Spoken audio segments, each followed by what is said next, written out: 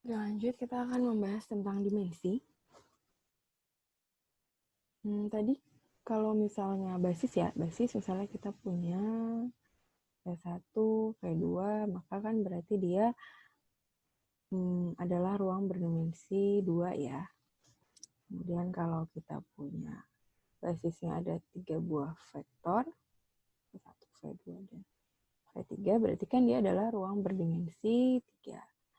Jadi dimensi sebenarnya sederhana ya. Kalau kita udah tahu vektor basisnya ada berapa, ya berarti jumlah vektor itu adalah dimensinya. Ya, makanya definisi dari dimensi juga di sini cukup sederhana ya. Dimensi adalah jumlah vektor dalam suatu basis V. Nah, ini ya ada beberapa contoh. Yang pertama, kalau dia bentuknya ruang vektor biasa. Yang kedua, kalau dia polinomial, maka dimensinya adalah n+1 dari polinomial tersebut. Dan kalau dia matriks, berarti dimensinya adalah M kali N ya. Jika matriksnya adalah matriks M kali N. Kita langsung lanjut ke contoh, di mana misalnya kita punya sebuah sistem persamaan linear. Kemudian kita diminta menentukan basis dan dimensinya. Dari ruang penyelesaian sistem. Jadi kan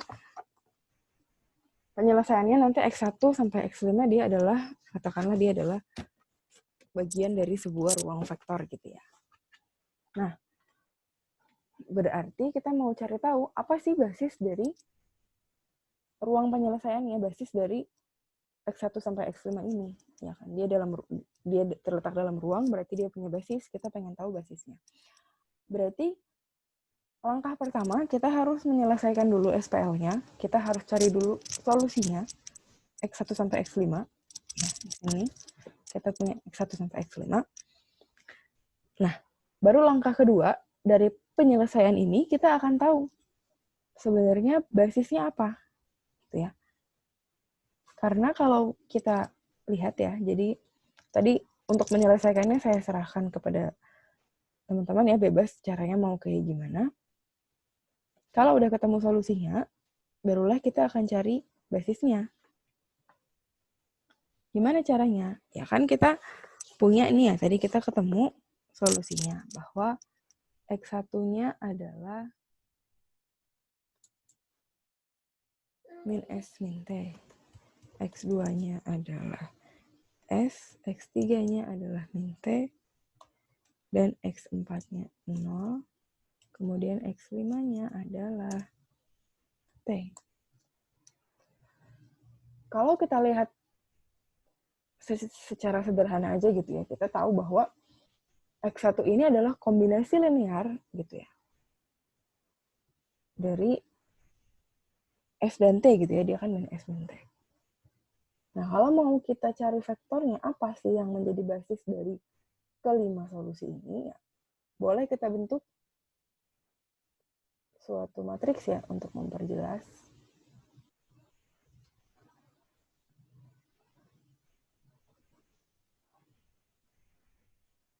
Jadi di sini kita punya matriks X. Nah, di sini untuk penyelesaiannya, karena dia parameter, ya, berarti kita akan punya dua buah matriks ya, karena kita punya dua parameter. S dan T ya. Berarti di sini tinggal kita isi, di sini kita punya min 1, X2-nya kita punya 1, 0, X3 kita punya 0, min 1, X4 kita punya 0, dan X5 kita punya 0, 1 ya.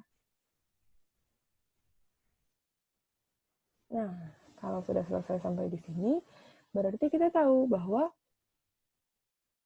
ini ya, kita dapat vektor pertama, ini kita dapat vektor yang kedua. Dan kita tahu bahwa ya, X1, X2, sampai X5 ini adalah kombinasi linear ya. Jadi kita dapat menyebutnya berarti Xn ya, adalah V1 dikali S ditambah V2 dikali T. Yang dimana S dan T-nya adalah parameter ya, parameter. Nah, berarti V1 dan V2 tadi ini adalah basis ya. Karena untuk semua penyelesaian dari SPL yang tadi, dia bergantung terhadap V1 dan V2 atau Berarti si X1 sampai X5 ini ya, dia merentangkan V1 dan V2. Berarti V1 dan V2 di sini adalah basis. Oke, kita dapat jawaban yang pertama. Ya. Basis adalah V1 yaitu 11000 dan V2-nya adalah min 1, 0, min 1, 0, dan 1. Ya. Udah ketemu basis, gampang dong ya, karena tadi dimensi adalah jumlah vektor, berarti dimensi adalah 2 ya, karena jumlah vektornya kita punya 2. Oke.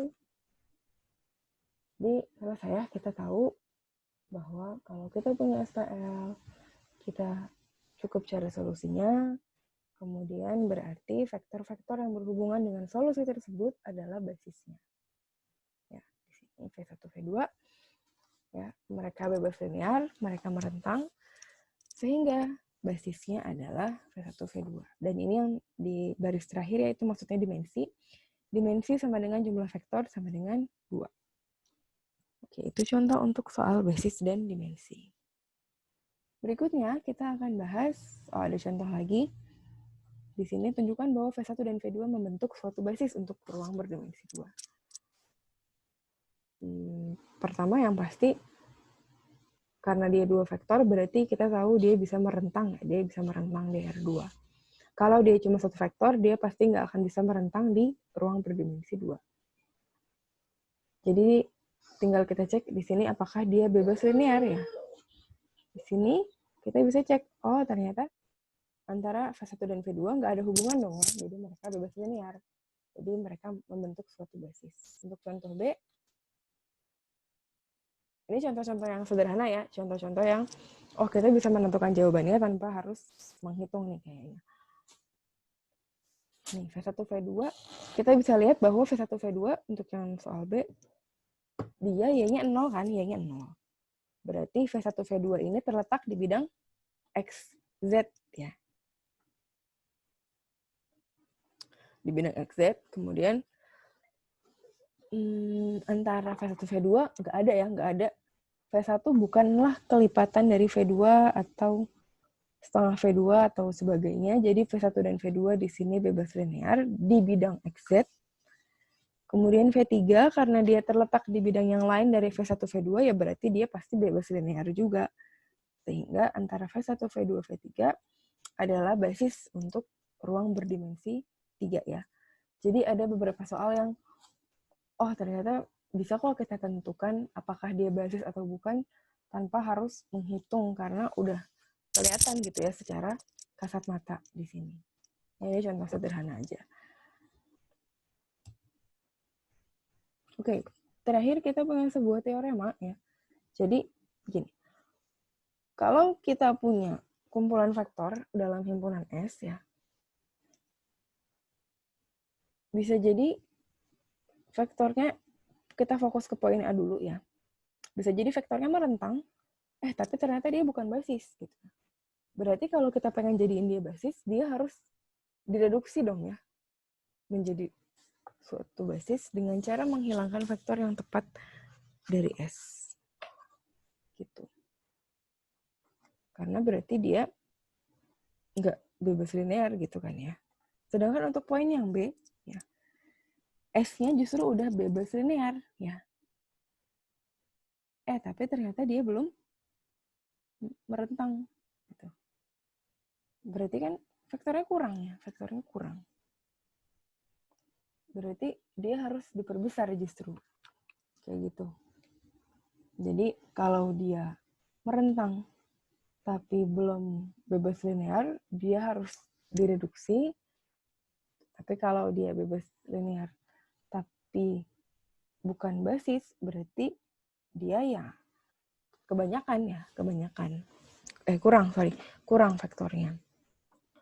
Contohnya yang B ya, kita misalnya yang B nih. Nah, yang B ya.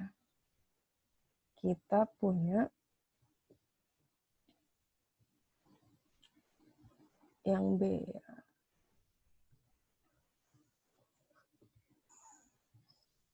Yang B kan berarti tesnya bebas linear. Tapi bukan basis ya. Berarti anggaplah kita punya vektor V1, V2. Gitu ya.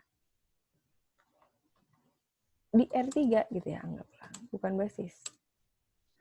Kalau di bebas linear tapi bukan basis, jelas kok. Berarti dia pasti vektornya lebih sedikit. Gitu. Karena kalau dia bebas linear, di R3 bukan basis, ya berarti dia nggak bisa merentang ya. Ibaratnya kita punya vektor V1, V2, dia udah bebas linear nih, nggak ada hubungannya. Tapi kan dia di R3. Kalau dia di R3, mau dia bebas linear tapi vektornya cuma 2, ya dia nggak akan bisa merentangkan R3 kan. Kita punya vektor titik P gitu, titik P di sini. Tapi P-nya ini ABC gitu. Sampai kapanpun juga kalau vektornya cuma V1, V2, ya, cuma si V1, V2 ini, nggak akan bisa dia merentangkan, dia menjadi kombinasi linear untuk si vektor OP ini, gitu. Nggak akan bisa. Kita butuh satu vektor lagi, ya. Kita butuh vektor V3. Jadi, ibaratnya kita butuh nambahin vektor gitu loh, nambahin vektor V3. Supaya si ABC ini nanti bisa merupakan kombinasi linear dari si V1, V2, V3 ya, anggaplah ya, kemudian jatuhnya di sini.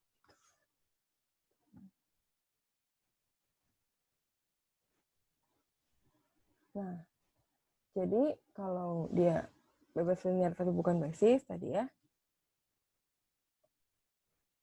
yang kita lakukan adalah menambahkan vektor. Supaya apa? Supaya bisa jadi basis. Gitu. Karena tadi kalau dia bebas linear tapi bukan basis, dia tidak merentang, berarti vektornya kurang. Nah, untuk poin A ya dia justru sebaliknya ya. Dia di poin A ini kan dia sudah merentang tapi bukan basis. Berarti kebanyakan, jadi harus dihilangin vektornya. Gitu. Nah, contohnya gimana? Kita lihat ke contohnya. Di sini ya, kita punya vektor, 2 vektor, 1, 2, 0, min 1, 0, 1. Ya. Tapi kita maunya dia jadi basis di ruang berdimensi 3. Ya. Di ruang berdimensi 3. Berarti kan vektornya kedikitan. Berarti kita butuh nambahin vektor. Ya. Kita butuh nambahin vektor yang bebas linear.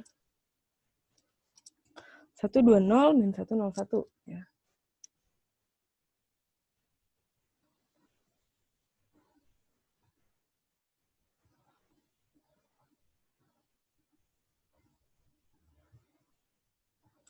V1-nya 1, 2, 0, V2-nya min 1, 0, 1. Ya. Tapi di R3, jadi kita butuh V3 supaya S yang isinya nanti akhirnya adalah V1, V2, V3 bisa menjadi basis R3. Nah, oke. Nah, berarti kira-kira gimana nih? Kita intinya butuh V3 yang bebas linear kan? Gitu. Karena kalau kita nambahin V3 otomatis dia akan menjadi merentang di R3. Gimana caranya biar kita bisa nambahin R3 yang benar-benar bebas linear gitu ya? Kita bisa pertama-tama kita buktiin dulu aja nih apakah V1 dan V2 nanti dia saling bebas linear gitu ya. Jadi kita taruh di pertamanya kita punya V1, di keduanya kita punya V2. Kita coba reduksi baris dulu ya, pelan-pelan. Di sini misalnya saya kurangin E2 ditambah E1 ya. Sehingga kita punya 1, 2, 0, kemudian 0, 2, dan 1.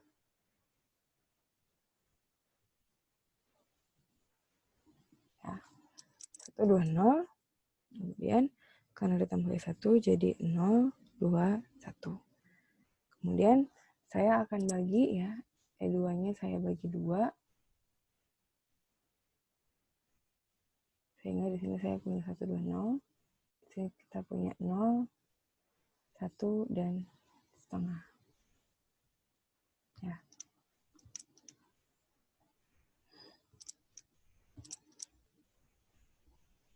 Udah deh, kalau udah gini berarti kita akan ngurangi ya, biar ini atasnya jadi 0, 0 semua, kita akan kurangi E1-nya dengan 2E1 ya. E2, sorry. 1 dan 2E2, di sini kita punya 1, di sini kita punya 0, di sini kita punya min 1, dan di sini kita punya 0, 1 setengah ya. Kita kan tujuannya adalah membentuk matriks yang konsisten ya. Supaya dia bebas linear, dia harus konsisten. Berarti kita akan perluas matriks yang ini, kita buat jadi matriks 3 kali 3. Di sini kita punya 1, 0, min 1. Di sini kita punya 0, 1 setengah. Nah, di bagian paling akhirnya, bebas saja ya. Di sini kita boleh ambil vektor sembarang, selama dengan mengambil vektor itu, kita bisa memastikan bahwa matriks hasil akhirnya adalah konsisten, ya. Sehingga kalau nanti kita masukkan ke persamaan-persamaan yang membuktikan bebas linear dan merentang itu, kita dapat menghasilkan solusi yang konsisten. Ya. Atau kalau untuk bebas linear, nanti kita bisa mendapatkan konstanta yang hasilnya adalah 0 semua. Gitu ya. Jadi intinya matriksnya hasil akhirnya harus konsisten. Kita harus menyelipkan vektor yang menyebabkan matriksnya adalah matriks konsisten. Di sini ya udah biar gampang kita selipin aja 0. Ya. Biar gampang kita coba selipin 0, 0, 1 ya. Jadi kalau saya selipin 0, 0, 1 kan berarti matriks ini jadi matriks yang konsisten ya. Cek berarti dia adalah matriks yang konsisten. Jadi intinya kalau nambahin vektor sih kita cukup cari matriks yang pas ditambahin vektor itu jadi matriks yang konsisten kayak gitu. Oke, itu untuk contoh soal penambahan atau pengurangan vektor ya supaya kita bisa dapat basis. Ya, sampai di sini untuk subbab 5.4 ya. Saya memberikan yang sudah selesai menonton gitu ya untuk mengevaluasi pemahaman. Di sini saya berikan latihan ya. Ada 4 soal. Silahkan di screen capture atau apalah. Ya, yang pertama menentukan basis, yang kedua menentukan basis dan dimensi, dan yang ketiga mengenai vektor relatif. Ya. Di sini ada nomor 4-nya juga. Ini cukup dijawab dan diberikan alasannya ya. Jadi ada 4 soal dengan soal di slide sebelumnya. Silakan dikerjakan bebas di kertas seperti apa, dan silakan disubmit ke tempat yang sudah saya sediakan ya. Harus hari ini ya, saya tutup hari Senin nanti malam ya, pukul 00.00 batasnya. Silakan dikerjakan untuk mengevaluasi pemahaman diri sendiri terkait subbab kali ini, yaitu basis dan dimensi. Ya, baiklah, terima kasih semuanya atas perhatiannya.